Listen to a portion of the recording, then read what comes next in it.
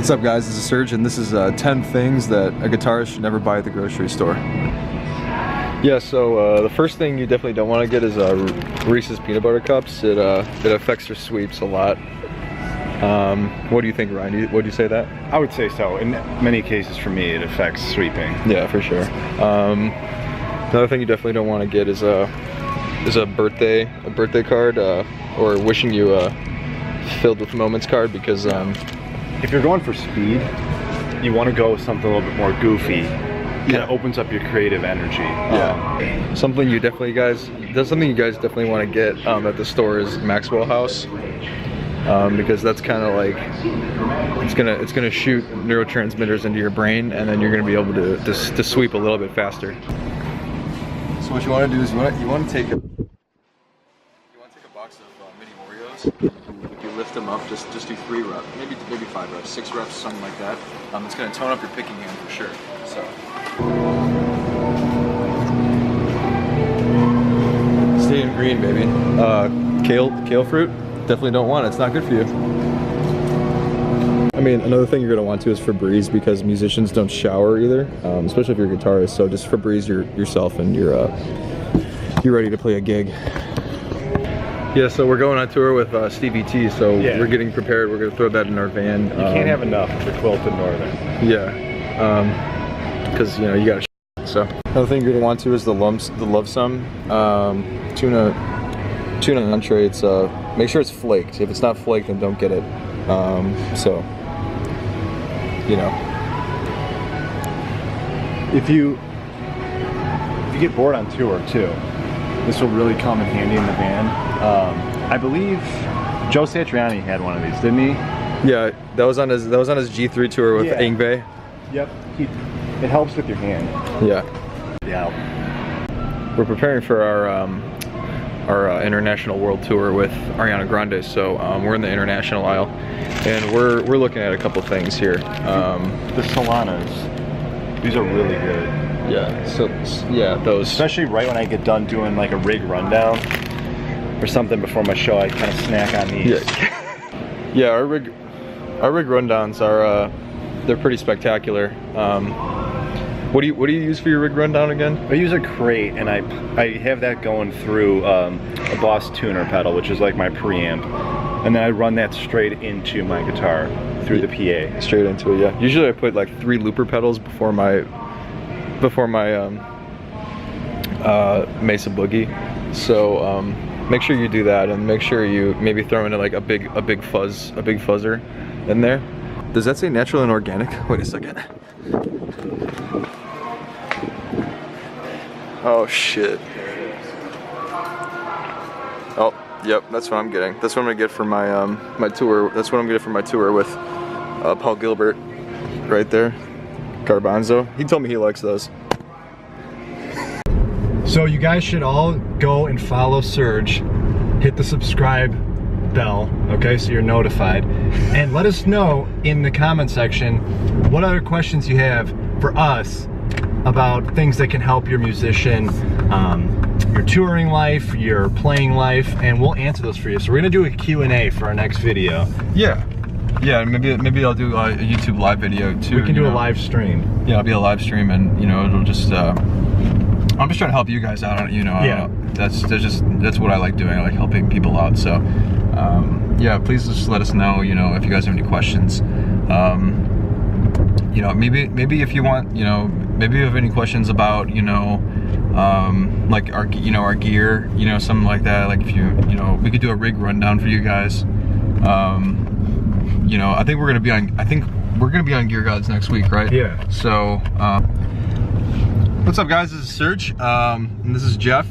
What's up? And we're gonna tell you guys about a couple of incidents we've had on stage that have been, you guys can call them stage fails, basically. My first one was when I was playing at Congress Theater in Chicago, and I was you know, I wanted to kind of go onto the you know, the risers that people stand on, like in front of the stage, but my cable was only 5 feet, so it just flew out of my amp basically. And yeah, I mean, like, it was pretty embarrassing in front of like all those like 5,000 people. It was pretty crazy. What about you, Ryan? I have a couple, but it's hard to really pick one that stands out. I think one that stands out for me is I was playing pop punk festival, and I was doing my rig. What I did was I plugged my ukulele into my crate amp, which I spoke about earlier, and then I ran the crate amp into an overdrive pedal. I believe you gave me that, right, Luke? Yeah. Serge? Overdrive. Make sure it's So yeah. Basically, I was hitting the octave driver, going crazy, doing some dive bombs, and I blew out the sound system, and the whole festival had to get canceled. I was playing a show at, where were we at? That was Madison Square Garden. Madison Square Garden. It was the first act guitar, and right 2 minutes before we went on stage, I realized that I strung the guitar with piano strings, which really affected my tone. I think I was 8. Yeah, I mean, that was I don't know, man. I don't know about, you know, mine were pretty crazy. So when I was playing Wembley Stadium, there had to have been like, whatever, 60,000 people there or something like that. And, you know, it was an acoustic set. So it was an acoustic set, and we were playing, well, I guess it was just me, right? Well, yeah. I mean, I was playing, I probably played for like, what, 4 hours that day, right? 4.5. 4.5 hours. Because you played the wall all the way through. Yeah, I played the wall, but I was also playing a couple covers as well, besides the wall, and I mean, everything from Thunderstruck to I Want It That Way. Yeah, and then, you know, the thing was, the issue was that my acoustic, I didn't set up my my strings the right way. So basically it really affected my tone. I just stopped playing, basically. I was just like, you know what, guys, sorry, my tone is just not there, basically. And then the whole crowd, all the 80,000 people were just like, yeah, I understand, man. They were all cool with it. They were fine. Yeah, no problem, you know, and they were cheering me on as I walked off, and I flew home. So, and you know what, all those same people, they pretty much just stayed there for a week because they thought I was gonna come back, but isn't that concert got put out on a Blu-ray, right? Live at Wembley. It was live at Wembley. It was 16 discs. It was Surge Live at Wembley acoustic version with a little EDM set in the middle. Here's actually a funny thing that happened to me. This is a good tip for all you guys out there, especially if you're starting off. I played a show, and I was playing in time the whole time, which was really weird. My band was getting mad at me. The key when you're starting off is never play with the metronome. You know, that's just, you don't have any feel if you play in time, or if you know how to count. So you want to just play in your own time always, no matter what the song is, right? We've kind of established that sound together. Yeah, I mean, if you want to be a tight band, I mean, everyone's different, so you're all going to have a different sense of timing, right? So it's just like, do your own thing, and that's all you have to do, you know what I mean? Yeah, like, I mean, so if your band is playing in 4/4, do the opposite of that. I cut out for a few measures, started playing in 6/8. What's 6/8, Ryan? I have no idea what that is. Someone told me about. I remember that. So basically, I know Serge helped you guys out there, because I know he doesn't really know anything about time. Basically, what you want to do is, if you hear a song and you're counting, okay, anytime that you hear the bass drum, you just clap, and that's what time you're in. Yeah, it's just 1. So I don't ever go by 4/4 if I'm playing with a band. They say, what are we in? And I just count in my head how many notes I hear. 1, 2, I'm in 2, or 3. So whatever that person was saying, because Serge taught me how to count. We do a lot of clapping exercises before we go on, especially we went to Japan for the first time last year, and we used to clap like this. 1, 2. So for example, TNT, you guys all know that, AC/DC. Cause I'm TNT, dynamite, I'm TN. So like something like that, you just know what time you're in. So you don't need any music theory. Me and him both are Berkeley graduates. You don't need any theory, you don't need any knowledge of that. So don't go on YouTube for stuff like that. You need to listen to us, and we're telling you, we've played across the nation. We've played we've rocked a million faces. Yeah. So let me tell you something about rocking faces, right? Yeah. So when I was playing my set, I was at NAMM this year. Oh, you were there? Yeah. I think we ran into each other too this year. Yeah. So I saw a couple people, you know, that just kind of blew me away. But I mean, like, people were, I mean, you know, it was a debut sort of thing for my new signature guitar. So a lot of people were you know, very interested, and they're like, man, how do you get that? How do you get that sound? How do you get that clank? How do you get it? And that's your signature tone. yeah, it's That's a signature Surge's tone. You know what I mean? It's like everyone needs to find their niche, right? Yeah. So I just found it, you know, and yeah, people were asking me about it.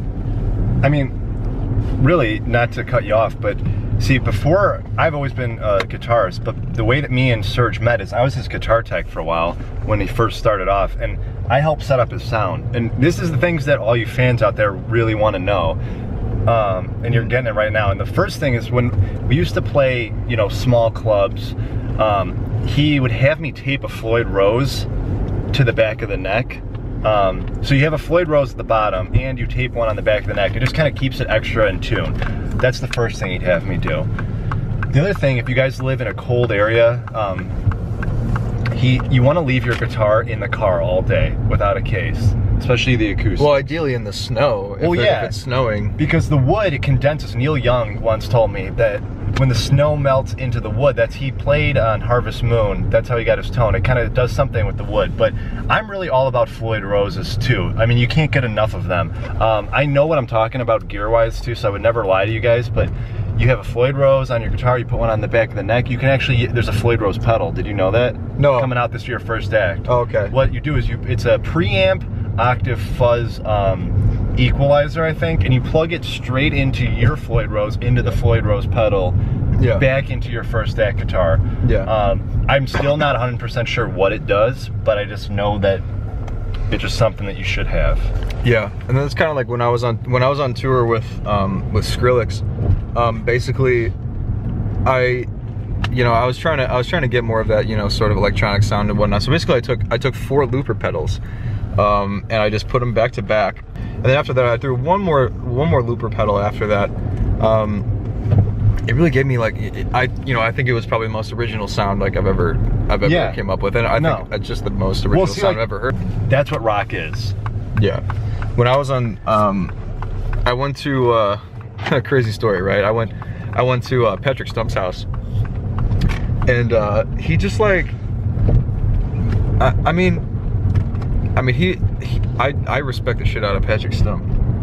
But he was asking me, he's like, man, like when you played that acoustic set with us, like, what was your secret? He's like, cause you had, like, you know, I saw like 100 Marshalls that were stacked up on top of each other, and I was like, look, my secret is, you know, I usually go in DI first, and then I'll have the mixer from the house go into just one of the Marshalls, maybe a couple of them, and then I feed, you know, then I feed my chain, you know, I got my my flanger after that, and then it goes right into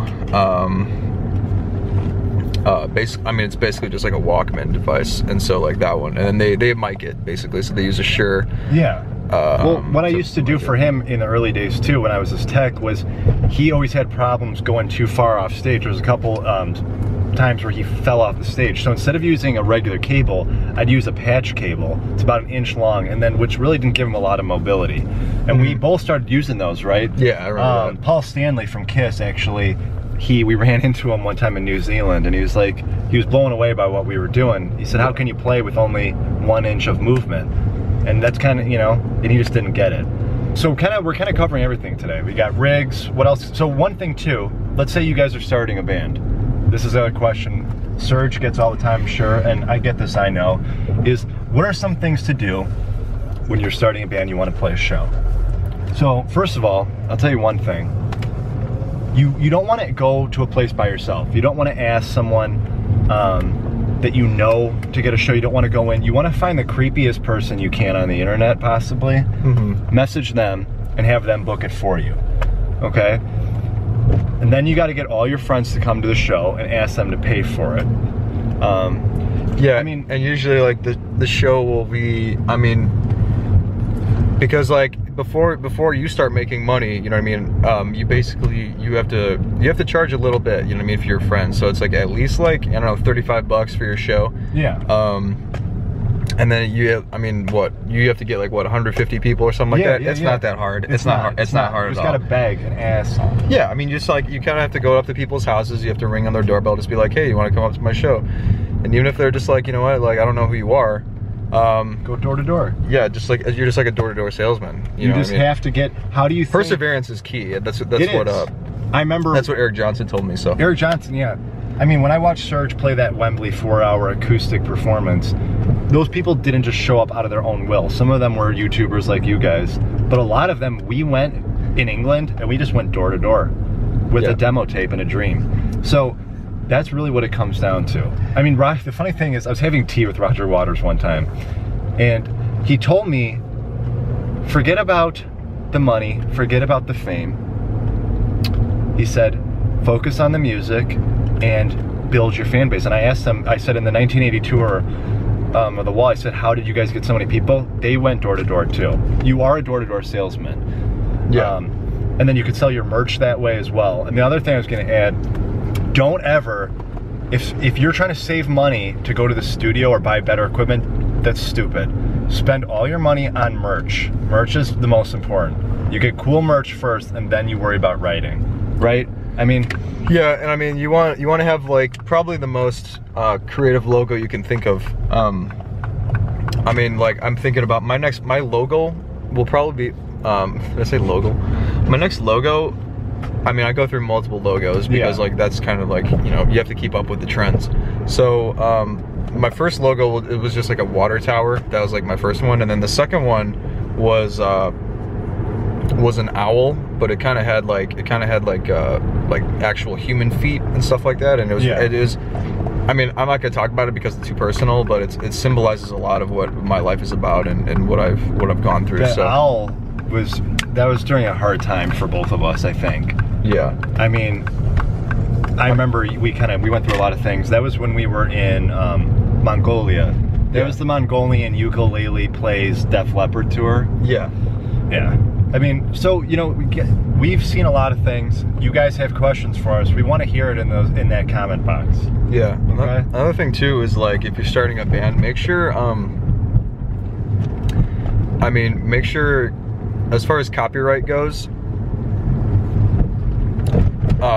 you know, every 30 seconds of whatever new like song you put out or material, make sure every 30 seconds you get a different copyright for it. So make sure you get a copyright for, like, you know, the intro of your song and the chorus, you know, all of that. I mean, it's only like $30 per copyright, but make sure you do that, because if someone steals that, like, you're screwed, you know. So I mean, you got to do it smart, you know. And I mean, people, you know. Can we talk really quick about stage presence? Yeah, let's talk about it. I can't get into what I'm playing unless if I'm wearing something appropriate for whatever song I'm playing. If I'm playing a cover of Tool, for example, I'll probably wear as much glamour as possible. I'll probably get like the shiniest suit, actually a onesie probably. I'll get a onesie, and onesies are pretty comfy on stage. Yeah. And I usually end up doing any sort of crazy move I could think of. You know, I'll take the back of my knee and I'll just like hit my forehead with it, you know, a bunch of times. And you know what I mean, just do that. Yeah. I'll kind of like spin like a ballerina a couple times, probably like 2 or 3 times, not any more than that, because it gets kind of old after a while. I mean, those are good, and then obviously the guitar spin around. Yeah, so I usually spin my guitar. I never spin it towards the front, always towards the back. To the back. And to be honest, you guys, a lot of you are asking, how long do you practice for? What should I be practicing? You honestly shouldn't even be playing anything. When I was in my 20s, I would just spend most of my time doing guitar spins. You know, and people, well, we shouldn't be working on technique and other things. No, just do guitar spins. That's more important when you get on stage. Yeah, guitars, I mean, it's a show, right? You're putting on a show, like yeah, you're an entertainer. Yeah, you're an entertainer. I mean, you can be the best musician you want to be, but if you're playing a jazz with a jazz trio, and if you're not doing at least like 2 spins in that set at that 5-star restaurant you're playing at, then you're not going to get hired back. Like, they're not going to bring you back. So, I mean, that's important. The other thing too, someone asked me the other day, what types of picks do we use? Okay. I'll let you go, but personally for me, I used to use the Jazz 3s. Yeah. But now I use, it's Dunlop nylon 0.0001. Yeah. I like it. I want to have it so the pick explodes on contact as soon as it touches the strings. Yeah. So with my tech, I usually go through about 600, 700 picks a show. Yeah. That's how I get my tone the way that I like it. And be prepared to get that pick holder. Yeah. I usually get, I mean, I make my own. Actually, my guy makes mine. You know, my pick guy, my pick tech. You know, he's always there. I mean, you know, sometimes I'll feel, if I'm feeling a little extra, like, you know, motivated and intense, I'll just, you know, I'll have him just give me, I'll have him make a pick out of sheet metal, basically. Yeah. And so that's really, and then it affects your tone really well too, and it doesn't do anything to your strings. So then and then if I'm feeling like, you know, if I'm playing an acoustic set, then I'm just kind of feeling a little more relaxed and chill, he'll probably form a pick out of rubber bands. So usually that one is really, that has a nice like chill tone to it as well, pretty much. Yeah, I mean, so any choice you guys go with, just make sure that it suits you. Yeah. You know what I mean? As musicians, we're all independent, right? And, you know, we don't rely on anybody else, you know, to get things done. So,